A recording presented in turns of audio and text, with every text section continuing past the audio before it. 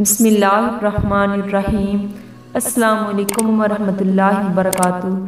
ایک مشرک رسول اللہ صلی اللہ علیہ وسلم کی خدمت میں حاضر ہوا اور بڑی بدتمیزی سے بولا، یا محمد صلی اللہ علیہ وسلم۔ آپ صلی اللہ علیہ وسلم بہت نرم مزاج اور خندہ روح تھے۔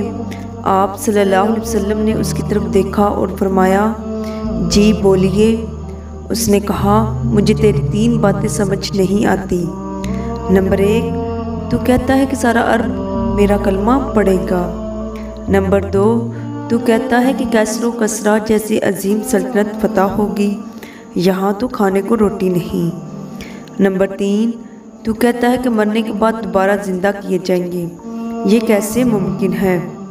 آپ صلی اللہ علیہ وسلم نے اس کی باتیں سنی اور مسکرا کر بولے، امید ہے کہ تیری زندگی لمبی ہوگی۔ رسول اللہ صلی اللہ علیہ وسلم کی امید دراصل یقین ہوتا تھا۔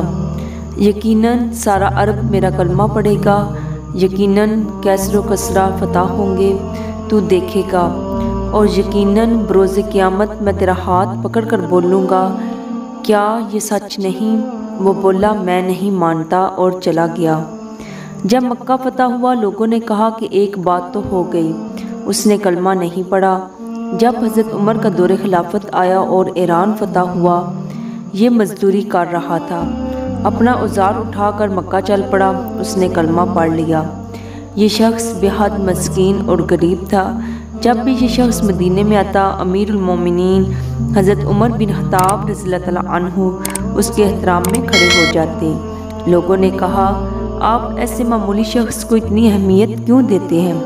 تب حضرت عمر رضی اللہ تعالیٰ عنہ نے فرمایا کہ جب یہ پہلی مرتبہ رسول اللہ صلی اللہ علیہ وسلم کی خدمت میں آیا تھا، میں اس مجلس میں موجود تھا۔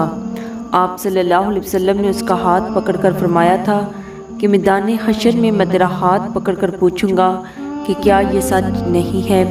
میرے ماں باپ میرے نبی صلی اللہ علیہ وسلم پر قربان، جس کا آپ صلی اللہ علیہ وسلم قیامت کے دن ہاتھ پکڑ لیں اور اتنا قریب ہو، وہ جنتی ہی ہو سکتا ہے۔ یہ کہہ کر امیر المومنین عمر بن خطاب رضی اللہ تعالیٰ عنہ بے اختیار رو دیے۔ صحیح بخاری، صحیح مسلم۔ اگر آپ کو میری ویڈیو پسند آئی ہے تو میری ویڈیو کو لائک اور میرے چینل کو سبسکرائب ضرور کیجئے گا۔ ایک نئی ویڈیو کے ساتھ دوبارہ ملیں گے انشاءاللہ۔ اللہ حافظ۔